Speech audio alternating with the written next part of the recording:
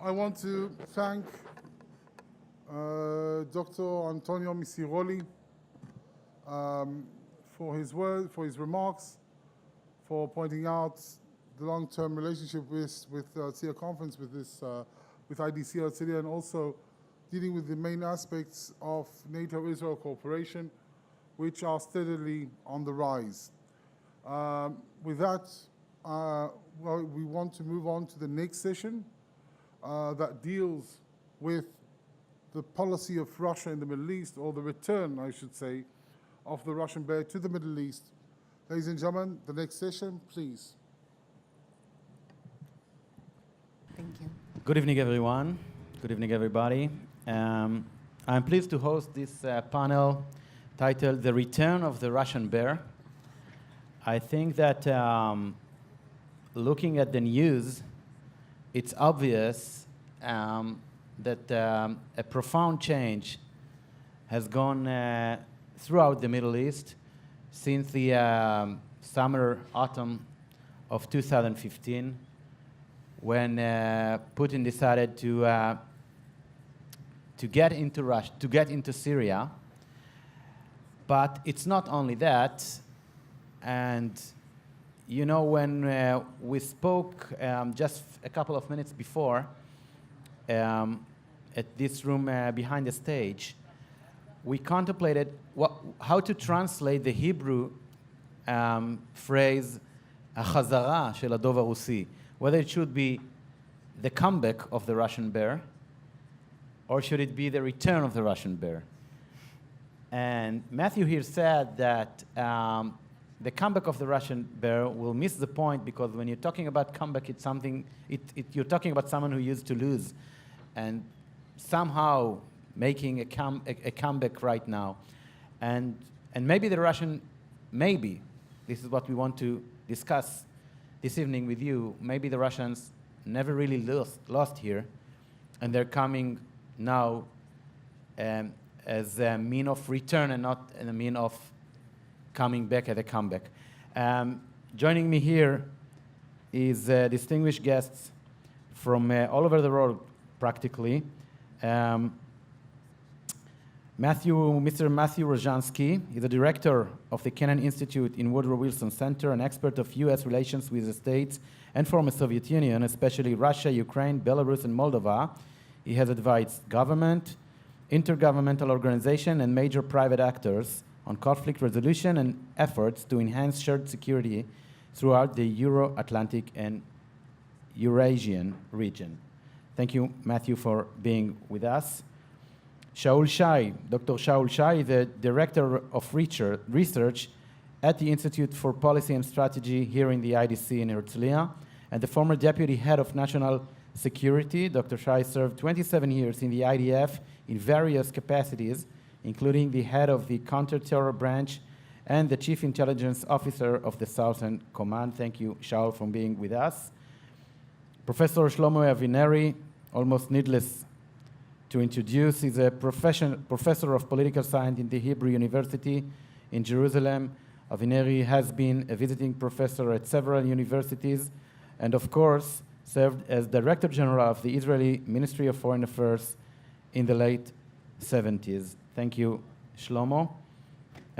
Professor Irina Zvyagelskaya. Almost.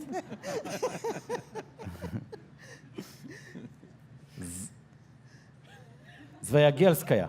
Yeah. Better. It's much better. Much better. She is the Chief Research Fellow at the Institute of Oriental Studies at the Russian Academy of Science. And she has been lecturing on in the Moscow Institute for International Relations under the Foreign Ministry of the Russian Federation and the Institute of African and Asian Study. And last but not least, Dima Adamsky. Professor Dima Adamsky is the Associate Professor here at the Lauder School of Government, Diplomacy and Strategy, IDC Herzliya. He is the author of the books Operation Kavkaz and The Culture of Military Innovation. Thank you all for being here. Now let's start. I want to start with you, Matthew. And maybe before going back to the history, let's talk about the most actual events. Looking at what President Trump announced the other night at the White House about Iran, one comes to think about the way that the U.S. can counter the Russian ambition in the region, because as it's being perceived, especially from here, from Israel, the U.S. is reluctant to confront Russia in the region, maybe for a good reason. And my question for you is why, as we see it, the U.S. is not a real competitive to the return of the Russian bear? Well, thank you for having me here, Yoav, and thanks to IDC. It's my first time at the Herzliya conference, so it's been a learning experience for me. Not my first time answering a question about the U.S.-Russia relationship, but from this particular vantage point, I mean, sitting here in Israel right now, looking from the Middle East out, it does look different. But it looks different for a good reason. When you look at the U.S.-Russia relationship from Washington, you do not see the Middle East first. First, of course, you see the politics of Russia in Washington, which right now are poisonous, right? The President of the United States says something which, look, in any previous American administration would be considered a reasonable statement. Mm-hmm. I should have a summit meeting with the President of Russia. It's actually a good thing and a reasonable thing. And the newspapers explode with criticism of Trump. Oh, Trump wants to go and meet Putin. You know, all this speculation. It's political. It's about the Mueller investigation and skepticism in Congress and so forth. You have sanctions. You have allegations of Russian meddling in American elections. And then you have the European lens, which quite frankly comes before the Middle East in the American perception. We just had an Assistant Secretary General of NATO speaking up here. It's about America's allies in Europe. And in all of these contexts, the United States is confronting Russia. There's no question about that. There is a U.S.-Russia confrontation. You could even call it a U.S.-Russia conflict. Then you come to the Middle East. And this appears to be one area where, very consistently with his campaign promises, Donald Trump is doing exactly what he said he was going to do. He said the Iran deal was a bad deal. He's criticized it. He's called for a revision of it. That has not happened, and now he's pulled out of the Iran deal. What comes exactly next? Clearly, we don't know yet. And in terms of engagement with Russia in the Middle East, why is there not a massive U.S.-Russian confrontation in the Middle East? Because frankly, it's not in either side's interest to do that right now. From the previous administration, from the Obama administration even, we had in place channels for deconflicting U.S. and Russian forces that were present in Syria. That's absolutely necessary because you can imagine the implications, by the way, including for Israel, of an unintended U.S.-Russia conflict or escalation.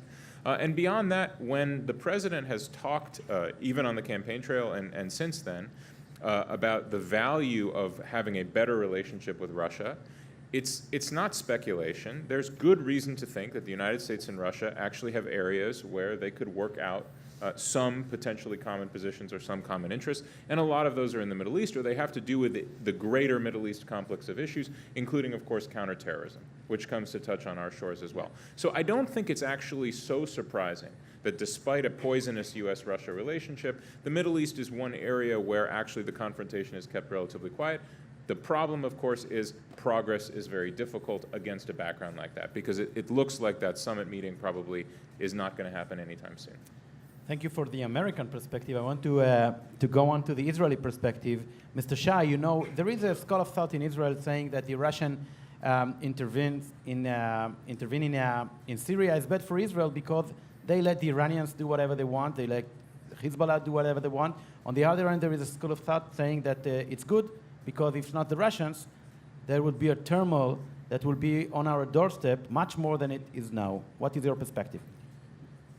I think that we have to take in consideration that the Israeli interests and the Russian interests are different.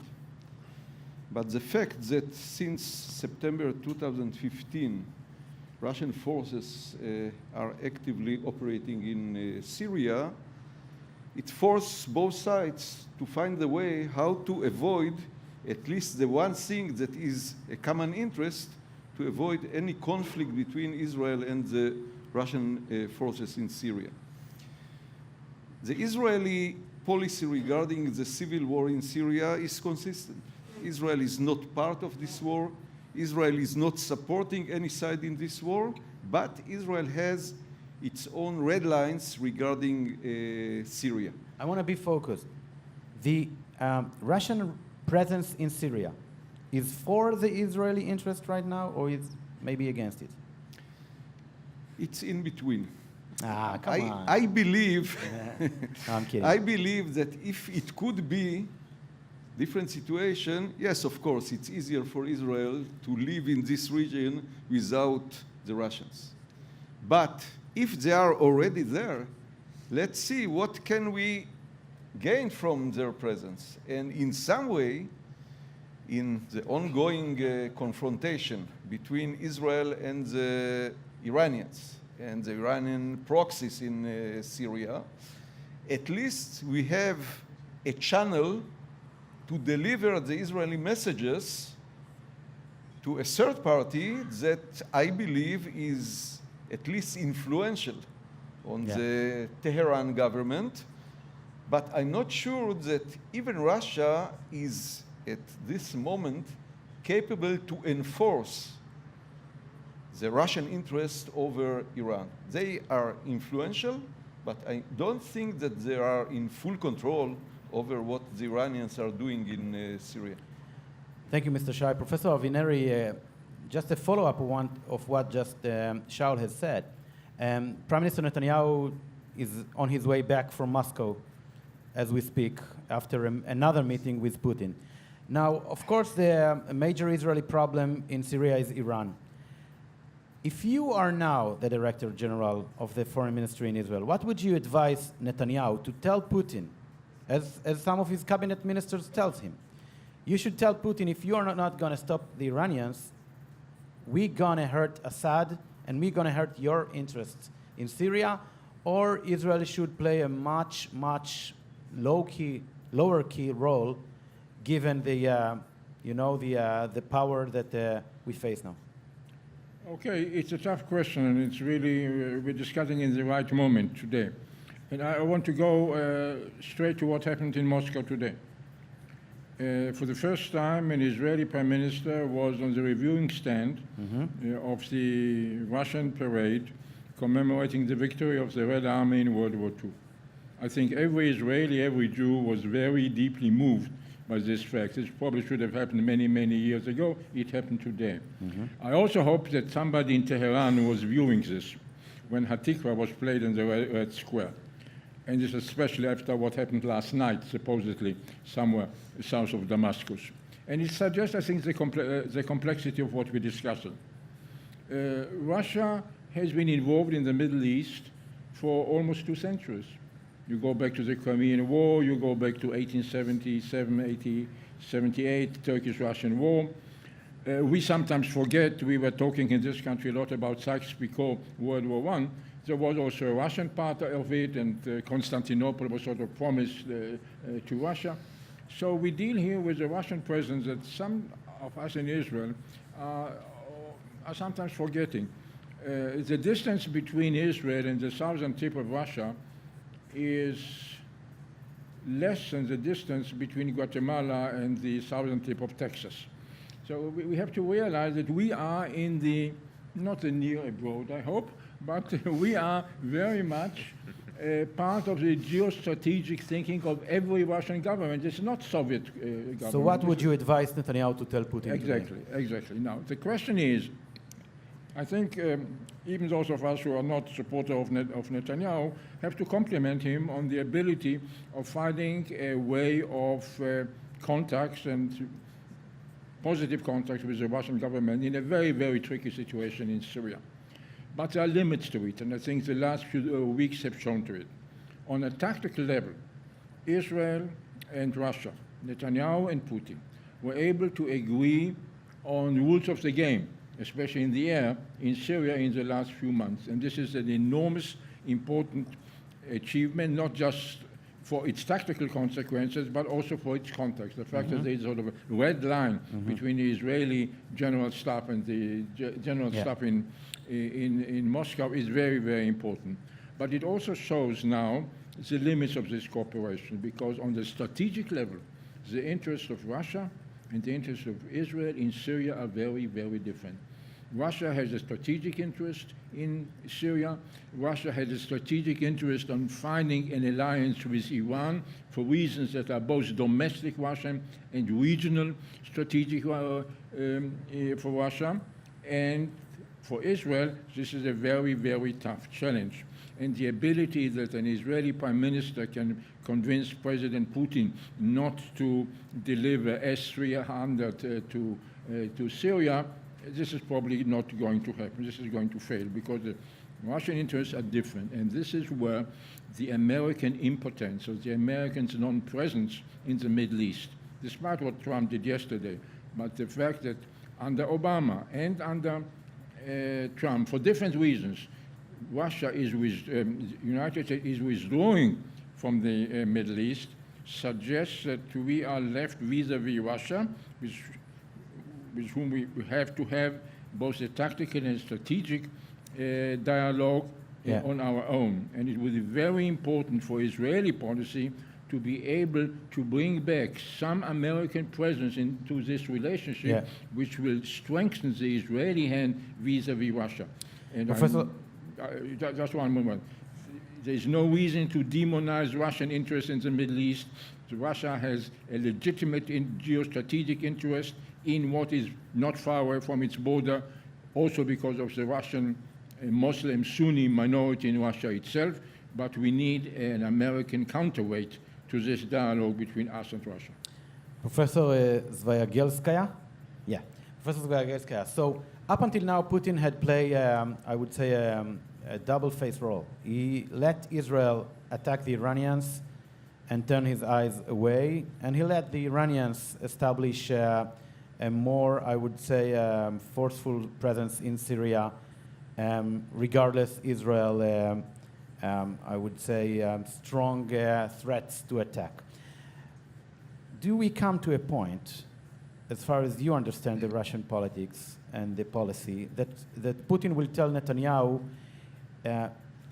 if you're going to keep on attacking the Iranians on Syrian soil, you're going to have a problem with us, because it's clearly against the Russian interest that any kind of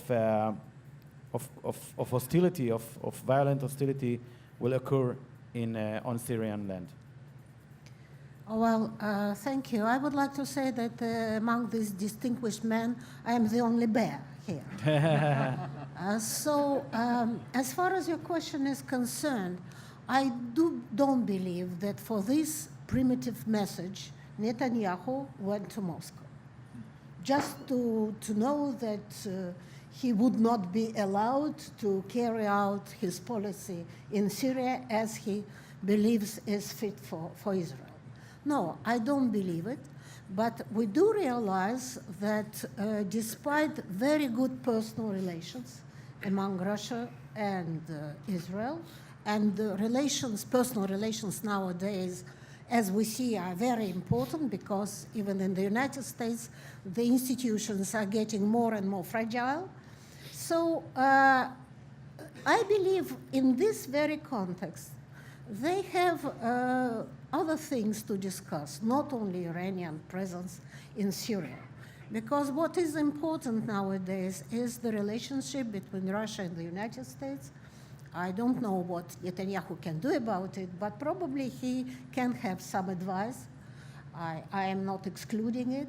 And what else? I do believe that for Mr. Netanyahu, it is important to let Russia know what kind of advantage Israel wants to have in Syria, because after all, you know, though we discuss the presence of the Iranians and we say that it's very bad for Israel, on the other hand, I believe it's a blessing in disguise, because never before Israel had such good relations with the Sunni monarchies, especially Persian Gulf countries, political relations, I undermine it. And being it not for a common threat, as Iran presents, they would never had such a relationship and very sober attitude to the Palestinian issue. Even in the price of a clear and present danger in our north border from Iranian proxy like Hezbollah? Well, I personally don't believe that Iran and Syria is an existential threat for Israel. On the contrary, now Israel says, since you have a turmoil in Syria, we shall never give up the Golan Heights, you know. So I don't believe it's a real threat. You have the army, no problem. Okay. Professor Adamsky, I think that the conventional wisdom or the conventional way it's being perceived here is that Putin, we say in Hebrew, is a Baal Bait. He's a landlord in Syria. Whenever he wants to kick the Iranians off Syria, he just have to call Tehran and tell them, pack your stuff and get out back to Iran next morning. Is it so? Thank you for having me. I think it's much more... Just place the microphone closer to your mouth.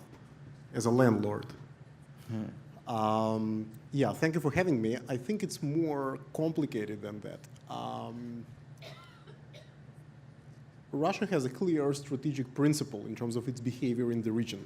It is pragmatic moderator or broker of power, which is trying to cultivate equal access to all actors involved. It is also trying to hold some, thank you. I'll hold it. Yeah. Thank you. It is also trying to preserve controlled tension in order to preserve this role for itself. It paid off tremendously well for Russia in the last 3 years, but also it brought with itself some setbacks. And I think right now we're looking exactly on this setback on your question. In Syria, at this stage of the civil war, I think there is intensification of competition for influence between Moscow and Tehran. So Russia right now would prefer Tehran or Iran in Syria to be not as strong as it is, probably a little bit weaker than it was until recently. In that sense, those strikes, which were attributed to Israel in the last couple of months, in a way were serving Russian interest and Russian position. However, it might be, and some people would argue, that we reached some sort of culminating point of strikes from the Moscow's point of view, and from this point on, some people in Moscow might perceive these strikes as counterproductive to their interests. Well, just look at it. From Moscow's point of view, Iran is, of course, part of a problem, but it's much more part of the solution. It what ensures Moscow's presence in Syria, among the rest. Iranian forces are the main fighting force in Syria as of now. Global pressure that Israel sort of initiated on Iran, and also a regional pressure in terms of the strikes attributed to it, actually put Moscow in the very problematic situation vis-a-vis its allies. It is messing with Moscow's plans and actions on the ground, and it's highly probable that people in Tehran and in Damascus are calling Moscow and asking what is exactly happening here, why we are not able to benefit as your allies from your air defense umbrella, if you wish. Today in the morning, you mentioned Moscow, today in the morning, prior to the parade, there was an emergency national security meeting in Kremlin. There were two topics on the agenda, US withdrawal from the Iranian deal and recent strikes in Syria. Israel is directly related to both of them. In the beginning of the meeting between Prime Minister Netanyahu and President Putin, and I quote, qualified the current situation as situation which is very acute and dangerous. I think we're still not at the point when we crossed the red line, but it seems that Moscow will try to avoid as much as possible choosing sides.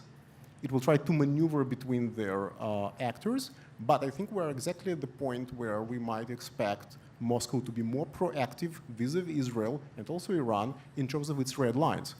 I think it is not inconceivable if we observe in Iran in the coming near future more advanced Russian weapon systems. just to cool down the situation a little bit. I wouldn't be surprised, and I think it's not inconceivable, if together with its weapon systems arrive also Russian crews. And these crews and these systems might be deployed next to Iranian targets. That would produce particular situation of ambiguity that might eventually be translated into Israeli self-deterrence. And to your question to Professor Avineri, what would we recommend to Israeli decision makers?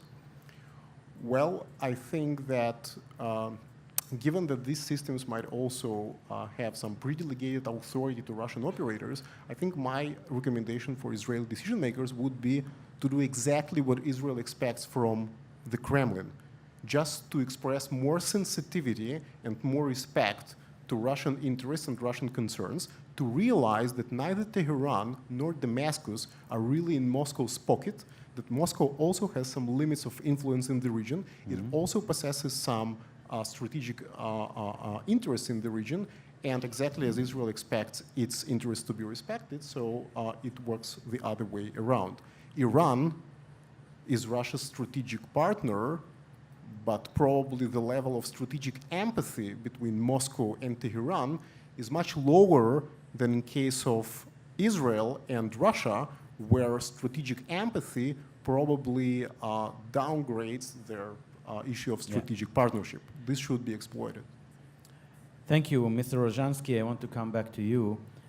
You know, when Putin got into Syria almost 3 years ago, we believe he thought that it will take much, much quicker to end the conflict. Last November, he had the conference in Sochi as a parade of a victory. We won Daesh, ISIS.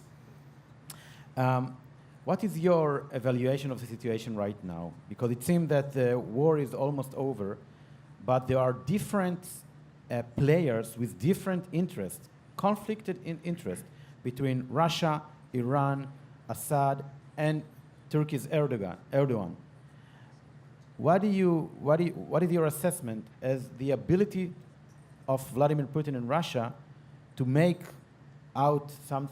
something out of it, and to gain what Putin is really in it for, a sovereign Syrian state under one rule? So it's a good question, except the last part, where you presume that what Putin is in it for is a sovereign Syrian state under one ruler. Really?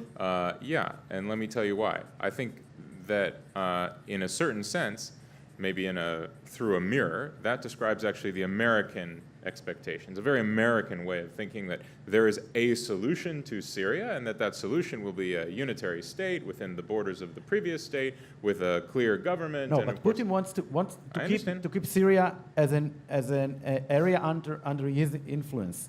Let me explain. If it's a fragmental under 5 sections, then he has no influence. In the middle, between the American perspective and the Russian perspective, which I'll get to in a moment, you have the Israeli perspective, which is, look, it's kind of a mess, but as long as we have a buffer zone where things are clear up to a certain distance, that's acceptable. And then you have the Russian perspective, which is, it's a mess, but there are a lot of things that we can get out of this mess. And so you described the campaign when the Russians went in as taking a longer time, maybe being less successful, et cetera. I actually think differently. I wrote an article with a colleague where we described the title of the article was a question: what kind of victory for Russia and Syria? But the implication is there was a victory. But let me tell you what kind of victory it was. Russia went in and demonstrated, after a number of ambiguous uses of its military forces in the former Soviet neighborhood, that it could use its military forces extremely effectively and that it could project power actually beyond the former Soviet neighborhood. I will reassure you guys, Syria is not in the former Soviet neighborhood, and by extension, Israel is not in the former Soviet neighborhood. That's not yet. Victory number 1, okay? Victory number 2, Russia edged itself into, without joining the US-led counter-ISIS coalition, it edged itself into the global fight against Islamist terrorism in a really significant way. And that had a corollary, which is it began to run the table on the diplomatic process, such as it is, such as it will ever be, which I understand is limited. Russia also has become a player in, I think, a pretty significant effort to divide NATO from within, which is the Turkish vector. It's not finished, the story's not over, but it has played its hand extremely effectively. And lastly, I would say the Russian military continues to benefit from the existence of an unresolved Syrian conflict theater, where basically they can endlessly rotate weapons systems, demonstrate their effectiveness, and therefore sell them more effectively, commanders who can prove themselves and gain valuable experience, and actual military units, which are blooded, which are basically given a trial by combat and vastly improve the effectiveness of the Russian armed forces. These things are all enormous benefits for Russia. Is it a strategic victory? It depends on how you define the strategy. But I think at this point, the Russians are sitting on what they consider to be a victory. The question of whether they can achieve what Mr. Assad said is his long-term goal, which is, 100% of every inch of Syrian territory, which, by the way, for him includes the Golan Heights. Mm-hmm. This is a question, the American lawyer in me would say, Russia does not yet reach this question, right? It is not yet necessary to reach this question, and that is a situation with which the Russians are very comfortable. There's one more thing I want to add, following on the previous conversation. Irina had said something very interesting, and Dima touched on this a little bit. The possibility that Netanyahu may go to Putin and the conversation may in fact be about the US-Russia relationship. Because of course the question arises, well, what is the US going to do or not do with respect to Syria, Iran, etc.? I think this is encountering, my assessment right now, personal view of course, this is encountering the real limitations of Israel's global role. It may be, and I don't know exactly the truth, but it may be that Israel had great influence on the decision in the United States to move the embassy. It may be that Israel had great influence on the decision about the Iran deal. It may be that Israel will have great influence going forward on whatever US perspective there is on Syria or anything else in the region. But I can tell you where Israel will not have great influence, the US-Russia relationship. And I explained that before. Thank you so much. Mr. Shay, in a future where the civil war in Syria is over, what would be within the Israeli interest as far as the Russian presence in the region? First of all, I would like to relate to a point that I didn't hear among the last statements that we heard here. So far, Russia chose Iran as the ally because Iran was the most relevant ally to win the war in Syria. And Iran was there before the Russians? They provided the boots on the ground that Right. was necessary for the Russians. The longer term question is if Russia has the interest to lose the Sunni Arab world. I'm not sure. I think that in the long term, when Russia is looking around at the Middle East, there are some other strategic goals, and we can see that Russia tried to return to Egypt. Russia tried to enter to the Arab Peninsula, to Saudi Arabia, to other parts.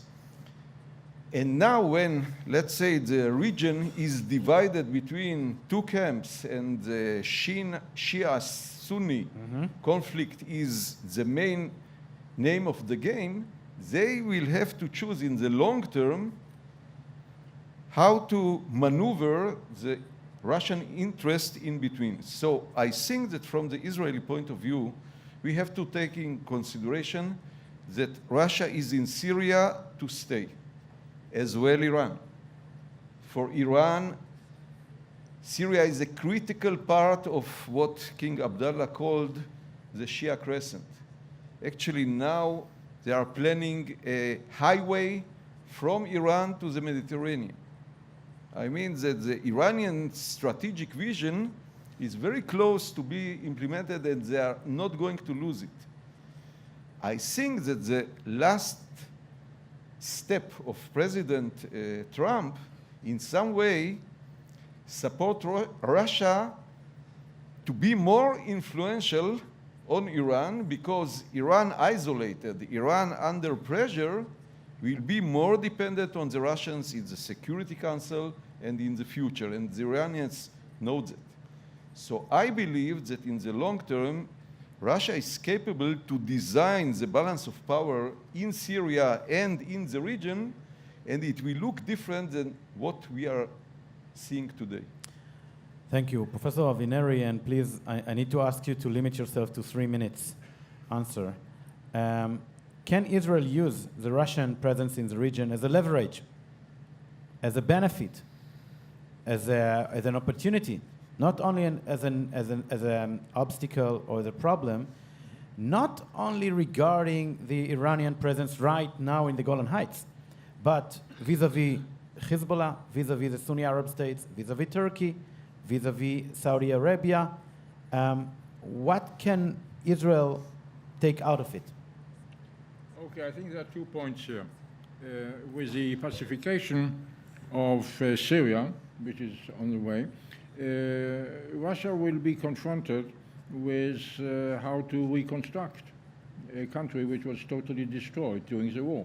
And I'm not sure that Russia would like to invest financially, or that it has at the moment the capability to do it on a massive scale. So this is a challenge for Russian policy. But the other issue, which has to do with your question more directly, and here I'd like to ask Irina whether I'm right or wrong. It seems to me that the Russian interest in the Middle East has 2 levels, and we are usually focusing on the strategic level, which is geopolitical, strategic, and obvious. But there may be also another level. There is a very large Muslim population in Russia, and it is Sunni. And therefore, the Muslim problem in Russia, if I may use the term, is focused on Sunnis, and the Chechen radicalism, etc., is all Sunni. And therefore, it seems to me that Russia is looking for a possible alliance with not obvious allies like Iran, but precisely because Iran is Shia. And Assad, beyond the strategic issue of Syria and Latakia, etc., because of the Alawite connection. Yeah. So there is something here where foreign policy is, in the Russian case, as in many other cases, also a reflection of internal policy. I don't think Israel can do much of it, but I think it would be very important, and I guess Prime Minister Netanyahu is trying to do it, I'm not sure how successfully, that again, I agree with Irina that there is no direct Iranian military threat from Syria. However, Iranian military presence on the ground in Syria is a serious challenge for Israel because it changes the balance of power and it changes the territorial aspects of some of those conflicts. Yeah, I just want to leave time for the next 2 guests before we have to end because the clock is ticking. Irina, how do you view the Russian interest in the region? How would you describe it? Well, there is not just one interest, as it sometimes seems that, well, we just want to stabilize the situation in Syria and full stop. I believe that from the very beginning, when Russia introduced its forces into Syria, the idea was to improve relations with the Western coalition, because we had common enemy at the time, Daesh, and so if we fight the common enemy, probably our relationship will be a little bit better. That was the general idea. Later on, it occurred that, unfortunately, counterterrorism is no longer a unifying factor. And since then, I believe Russia had to pay much more attention to its performance in the Middle East in general, because it's in the Russian interest to have various ties in the region, not just with Israel, but also with its opponents, and it worked. It worked not because of the Russian performance in Syria only, but because the local countries, the countries of the region, had a keen interest in developing relations with Russia as a power which can counterweight the influence of other outside forces. But what would you describe as Putin's end game? How do you want to seize Russia in the region in 5 years from now? Well, first of all, I don't believe there ever will be an end game. It's impossible to label it in this I'm trying to sense. ask whether the interest is to be influential in the region, to gain dominance, is economical, is geostrategic, is to counter, the American presence in the region. What would you make the focus out of it? First of all, I would say that for Russia it's really important to have certain stability, not far from its frontiers. Second, it's very important to stop any terrorist activities in the area. I won't go deep into it. Third, it is important to get its military foothold in Syria. We are supposed to have 2 bases there, and they will last for years to come, I'm sure. And then Russia wants to stop this chain of regime changes policy, which has been perceived in Russia as very dangerous, because it's not only about the Middle East. So this is how I can describe this interest. The question is, which decision will suit this very interest? Probably, at the beginning, Russia didn't care whether Assad will remain in power or not, and we still support the resolution 2254. But at the same time, now, since it was Assad who said that we shall have these bases in Syria, I believe probably in the interest of the military in any way. It's better to have Assad than God knows who, in Syria. Thank you. Professor Adamsky, we have to conclude the discussion. We have like 2-3 minutes.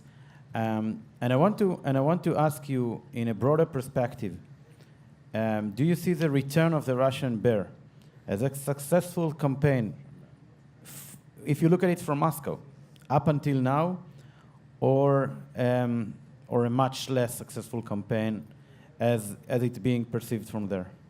Okay, thank you.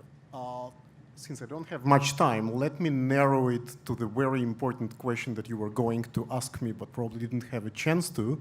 Yeah.